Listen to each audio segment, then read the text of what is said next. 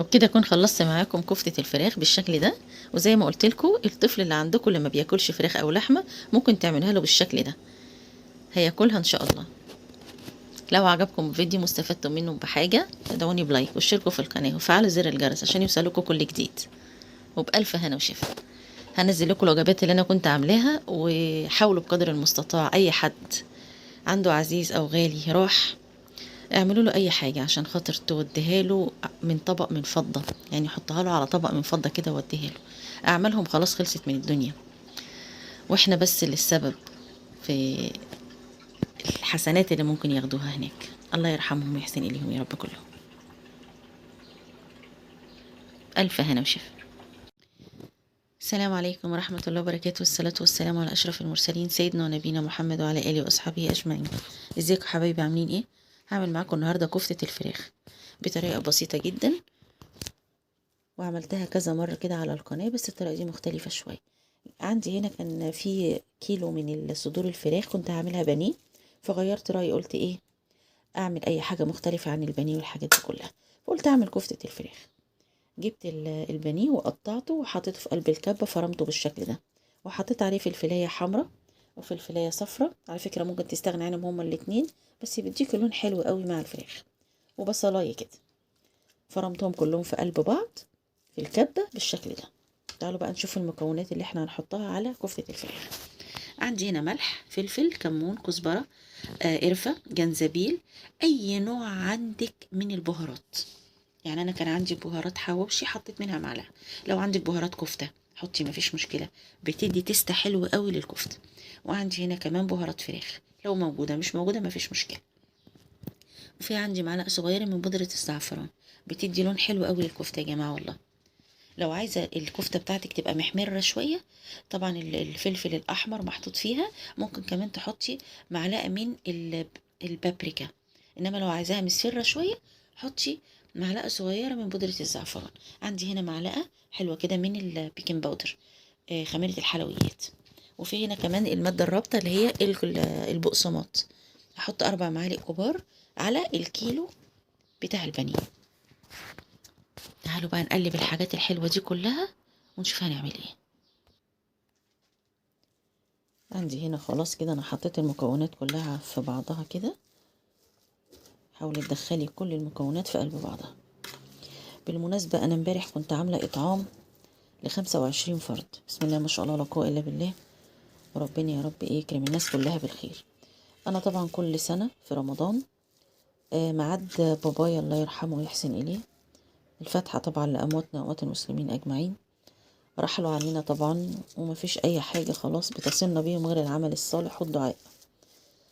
حاولوا لأي حد عندكم مشي غالي على قلوبكم وانقطعت أعماله من الدنيا، حاولوا انتوا تجددوها، يعني ولو حتى بطاقة واحدة بس، بوجبة واحدة من أكلكم بتاع كل يوم، طلعوه لأي حد، حبيب بقى قريب محتاج، أي حاجة تطلعوها وتقولوا رحمة ونور.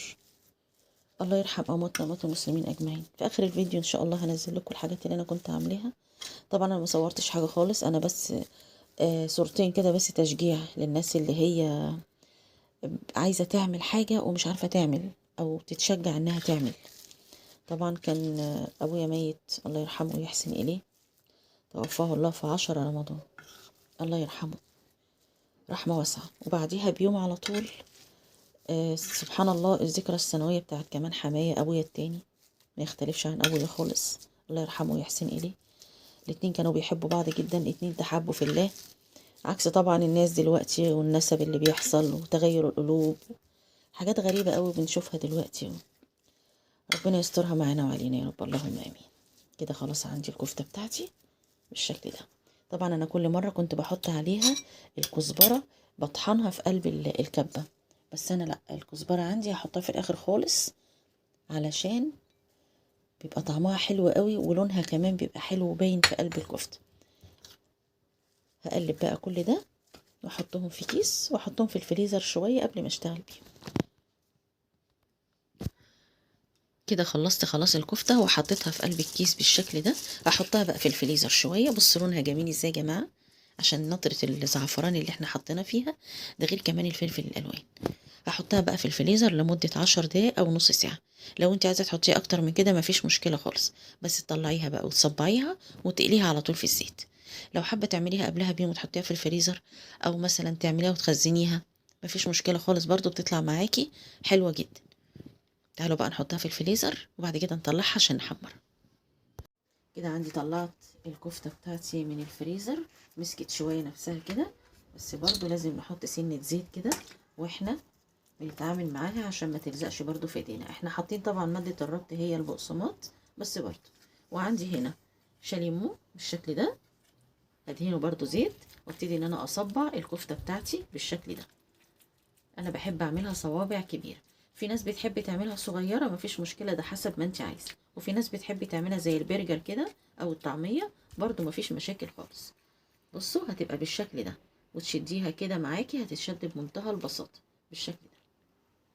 هنخلص بقية الكمية كلها عشان نقليها في الزيت. كده خلصت الكمية بتاعة الكفتة، وفات كمان معايا حتة صغيرة حطيتها كمان في الفريزر تنفع طاقتين. وعملت هنا كرات كده صغيرين عشان خاطر سيليا بنت بنتي بتحبوا قوي تاكل الكفتة بالشكل ده. على فكرة الأطفال اللي بيغلبوكوا في أكل الفراخ واللحوم والكلام ده كله، ممكن تعملها لهم بالطريقة دي زي البوب كورن كده وتديها لهم في قلب خلة وياكلوها. يلا بقى عشان نقليها في الزيت. هنحط طاسة على النار فيها زيت، وبعدين نبتدي ننزل بالكفتة بتاعتنا بالشكل ده. ما بتاخدش اي وقت خالص يا جماعة، قبل الفطار حتى ان شاء الله بربع ساعة.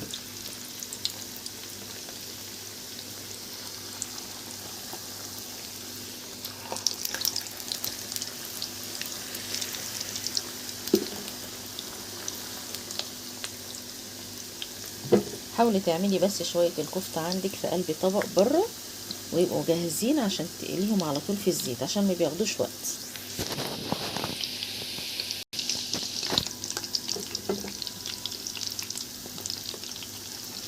طبعا عندي اللي بيخلي الكفتة تنفش كده ويبقى شكلها جميل كده البيكنج باودر، بيخليها هشة وجميلة قوي. انصحك ان انت تحطي معلقة بيكنج باودر وانت بتعملي الطريقة بتاعة الكفتة دي.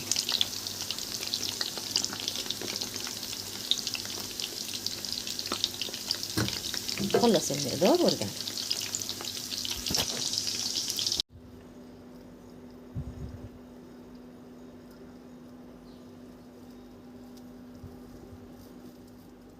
احلى كفتة فراخ ممكن تعملوها، مستوية وجميلة.